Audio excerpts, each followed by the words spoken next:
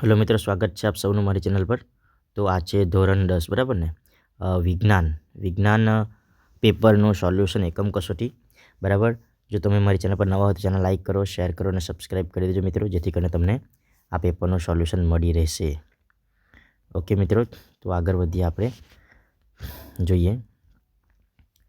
Okay, WhatsApp ગ્રુપમાં પણ તમે જોડાઈ લેજો. આ ડિસ્ક્રિપ્શન બોક્સમાં લિંક આપેલી છે. તો આપણે જોવાનું છે કે ઓકે, આપણે જોઈએ કે આ વિભાગમાં કુલ 15 પ્રશ્નો આવેલા છે, બરાબર ને? તો નીચેનામાંથી કઈ ધાતુ ઠંડા તેમજ ગરમ પાણી સાથે પ્રતિક્રિયા આપતી નથી, બરાબર? તો આપણને મળે છે કે એજી, ઠંડા ગરમ પાણી સાથે પ્રતિક્રિયા આપતી નથી. નેક્સ્ટ, આયનિક સંયોજનો નીચેનામાંથી કયો ગુણધર્મ દર્શાવતા નથી, બરાબર? ઓપ્શન બી ધન, બરાબર. ઓપ્શન બી ધન સ્થિતિમાં વિદ્યુતવાહક. ઓકે. નેક્સ્ટ, ચેતાકોષોમાં કયા ભાગમાં રાસાયણિક સંકેતનું વિદ્યુત સંકેત રૂપાંતર થાય છે? ઓકે, તો આન્સર આવે શિખાતંતુના છેડે. નેક્સ્ટ, નીચેનામાંથી કયો રોગ જાતીય રીતે ફેલાતો નથી? ઓકે, તો શું આવશે? ઓકે, એમાં આન્સર આવશે હેપેટાઇટિસ એટલે કમળો, બરાબર ને? પછી નીચેનામાંથી કયું પરિપથમાં વિદ્યુત પાવર દર્શાવતું નથી? ઓકે, તો આમાં આન્સર આવશે આ IR².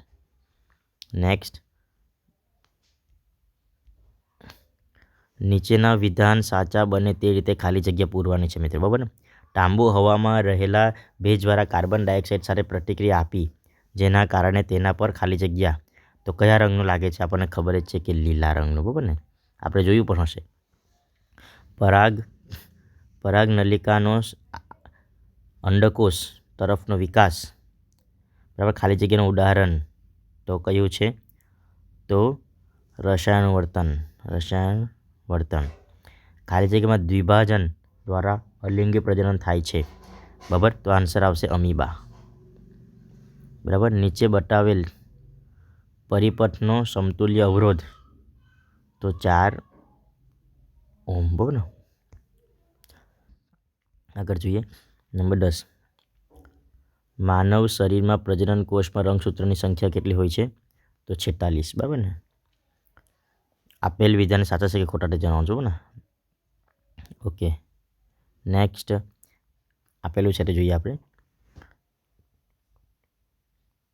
ઓકે, કાશુ અને ઈસા અને ટીનનું મિશ્રણ છે, તો આ ખોટું છે. પછી અંડાશય જાતીય અંતઃસ્ત્રાવ ટેસ્ટોસ્ટેરોનનો સ્ત્રાવ કરે છે, તો આ પણ ખોટું છે. જાસૂદનું ફૂલ એકલિંગી ફૂલ છે, આ પણ ખોટું છે, બરાબર ને?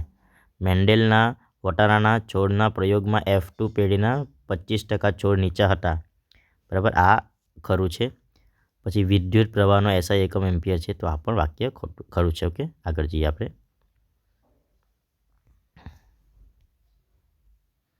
નંબર ઓકે બીમાં આપણે જોઈ લઈએ કે પરાવર્તી કમાન અને ચાલવા વચ્ચે શું તફાવત છે? તો પરાવર્તી કમાન એટલે શું છે? તો પરાવર્તી ક્રિયામાં સંવેદનાશીલ વનસ્પતિઓમાં સ્પર્શ કે આઘાતની પ્રતિક્રિયાનો પ્રતિચાર આપે છે, બરાબર. પછી વનસ્પતિ કોષ પાણીના પ્રમાણમાં ફેરફાર કરી પોતાના કોષનો આકાર બદલે છે. તેમાં કોઈ પણ પ્રકારની ચેતાપેશી કે સ્નાયુપેશી હોતી નથી. વનસ્પતિ કોષમાં કોઈ ચોક્કસ પ્રોટીન હોતું નથી. હવે ચાલવાની ક્રિયા જોઈએ. તો આપણા પગમાં આવેલી સ્નાયુપેશી ઐચ્છિક હલનચલન દર્શાવે છે, જેનું નિયમન પશ્વ મગજમાં આવેલા અનુમસ્તિષ્ક દ્વારા થાય છે. ઓકે, નેક્સ્ટ જોઈએ આપણે. ઓકે, તો આપણે એમાં જોઈએ આપણે તો નંબર 5, હાઇડ્રોજન મંદ એસિડમાંથી વિસ્થાપિત કરતી 2 ધાતુઓના નામ આપો.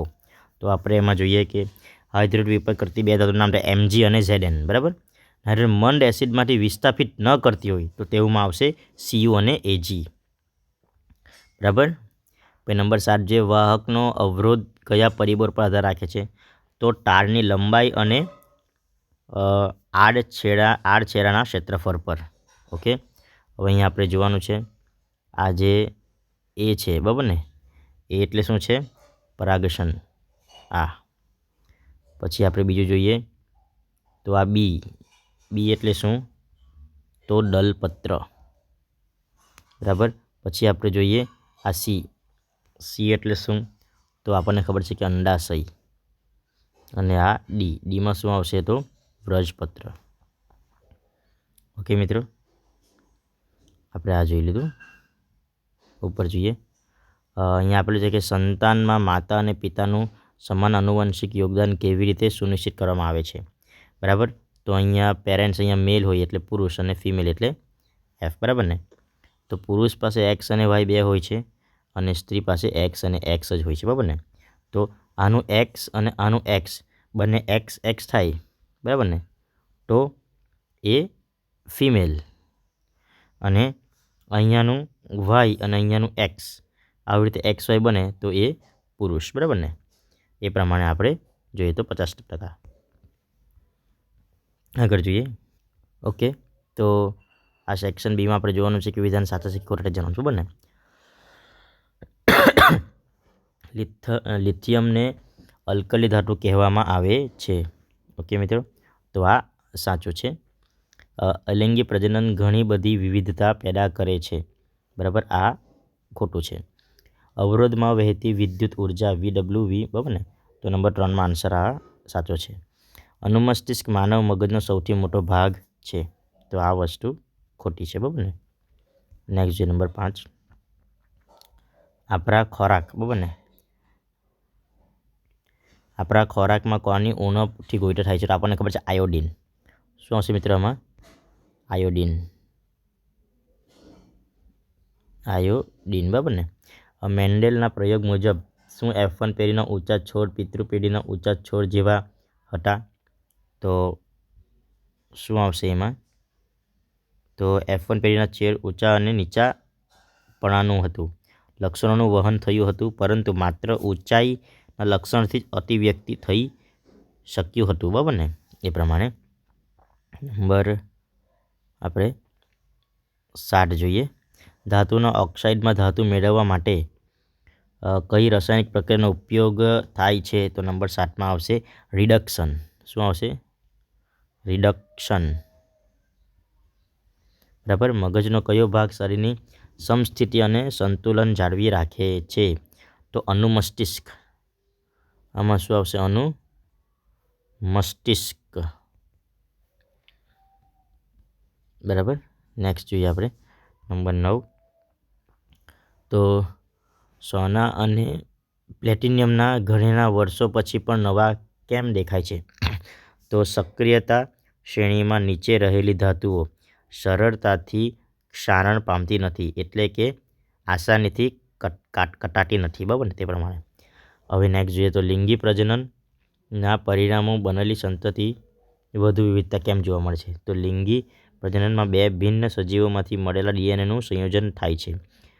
તેથી ઉદ્ભવતી ભિન્નતા અને સમાનતાની નવા લક્ષણો પેદા થાય છે. પિતૃ પેઢી કરતાં બાળ પેઢીમાં નવા લક્ષણો સર્જાય છે. ઓકે.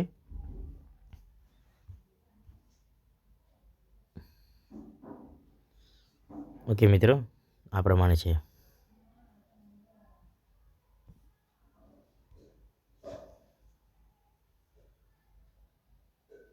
ઓકે, આમાં આપણે જોઈ લઈએ. જેટલા મિત્રો સવાલ મને મળ્યા છે તે પ્રમાણે હું તમને કહીશ. બરાબર ને. તો ઇલેક્ટ્રિક ટોસ્ટર અને ઇલેક્ટ્રિક અસ્ત્રીના કોઈ શુદ્ધ ધાતુ બદલે મિશ્ર ધાતુનો બનેલા કેમ હોય છે? તો આમાં આવશે કે મિશ્ર ધાતુઓના અવરોધ શુદ્ધ ધાતુઓના અવરોધ કરતાં વધારે છે, તેથી તે વધુ ગરમ થાય છે. તેમને ઊંચું ગલન બિંદુ હોય છે. બરાબર ને. પછી માનવમાં લિંગી નિશ્ચયન કોના પર આધાર રાખે છે? તો આનુવંશિકતા પર આધારિત રાખે છે. એટલે કે પિતૃ સજીવોમાંથી બરાબર ને આનુવંશિકતા પામેલી જનીન અને લિંગ નિશ્ચય ન કરે છે. લિંગ નિશ્ચય ન કરે છે. બરાબર ને. ઓકે. પછી બીજું બધું તો તમને હું કહીશ. બરાબર ને.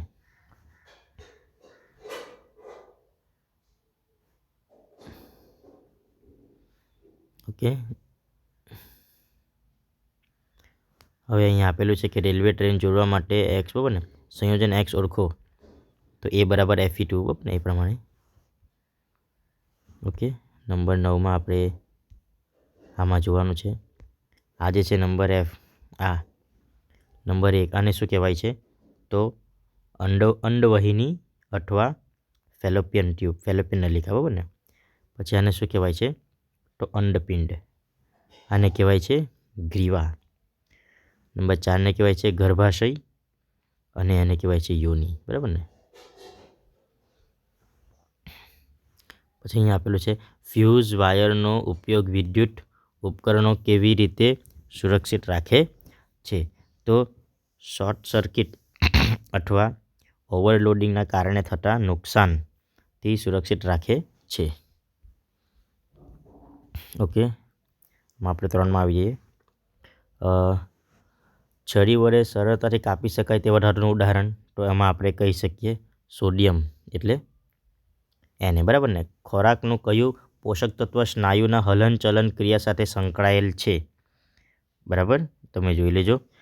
શું માતાઓના જનીનિક બંધારણ નવજાત શિશુના લિંગ નક્કી કરવામાં આવે છે, તો ના બરાબર ને, એ તો પેટા પર આધારિત હોય છે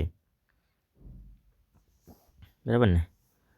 વિદ્યુત પરિપથમાં વિદ્યુત સ્થિતિમાનનો તફાવત માપવા માટે વપરાતા ઉપકરણનું નામ જણાવો, તો એમાં આવશે વોલ્ટમીટર. શું આવશે? વોલ્ટમીટર. પછી બલ્બનો ફિલામેન્ટ બનાવવા માટે કયું ધાતુ, તો ટંગસ્ટન. આપણને ખબર છે કે ટંગસ્ટન બરાબર. પાંદડાઓનું કરમાઈ જવું એ કયું છે, તો પાંદડાઓનું કરમાઈ જવું એ એબ્ઝોર્બિક એસિડિક છે બરાબર ને. પછી આપણે જોઈએ તો વિકાસશીલ ગર્ભ માતાના લોહીમાંથી શું, તો જરાયુ બરાબર. એક ઇલેક્ટ્રિક બલ્બ 220 વોલ્ટ અને 100 વોલ્ટનું રેટિંગ ધરાવે છે, ત્યારે તેને 110 વોલ્ટ પર ચલાવવામાં આવે ત્યારે વપરાયેલી વિદ્યુત ઉર્જાને શું કહેવાય છે, તો ઉપરોક્ત બધા જ કહેવાય બરાબર. આ બધા જ આવે બરાબર ને તે માટે. નંબર 9માં શું આવશે આપણે જોઈએ.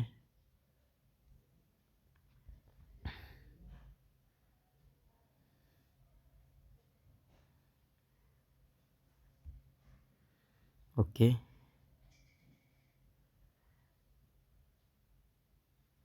કે ઝીંકમાંથી નહીં ટીન અવરોધ ધરાવે છે, કારણ ઝીંક ટીન કરતાં શું છે મિત્રો, એમાં તમે જવાબ આપજો મને. ઓકે, 9 અને 10માં. પછી સાચા છે કે ખોટા તે આપણે જોઈએ મિત્રો. આમાં ઉપરોક્ત બધા જ આવશે બરાબર ને આમાં. પછી સિનાબાર એ કેલ્શિયમનું એક ખનિજ, તો આ ખોટું છે બરાબર ને. બરાબર. લાળ અને ઉલટી મગજના પાછળની ભાગમાં રહેલા લંબમજ્જા પર નિયંત્રિત થાય છે, તો શું આવશે મિત્રો, આ ખરું છે. પરાગાશયમાં અંડકોષ હોય છે, તો આ ખોટું છે. રબર અને કાચ જેવા અવાહકોનો અવરોધકતા 8 × 10⁻⁷ બરાબર ને, એ તો એમાં આન્સર આ પણ ખોટું છે બરાબર. ઓકે, ગર્ભમાં રહેલા બાહ્ય રંગસૂત્ર દ્વારા નક્કી થાય છે, તો આ સાચું છે. ઓકે, વાહી દ્વારા નક્કી થાય ગર્ભ. ઓકે, તે પ્રમાણે. તો મિત્રો વિડીયો ગમ્યો હોય તો લાઈક કરો, શેર કરો, સબસ્ક્રાઈબ કરો અને બધા જ સોલ્યુશન આવશે. Thank you.